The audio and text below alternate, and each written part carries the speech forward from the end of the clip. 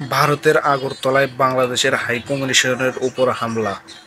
এই দিকে বাংলাদেশ খুলনায় ভারতের হাইকমিশনের সামনে বিক্ষোভ করছে। এটা নিয়ে সেনাবাহিনীরা অনেক তৎপরতা বিরাজ করছে। এই নিয়ে আজকে দেখব কিভাবে ছাত্ররা খুলনায় ভারতের কমিশনের সামনে বিক্ষোভ করছে। চলুন এখন আমরা বেশি দেরি না করে ভিডিওটি দেখে আসি।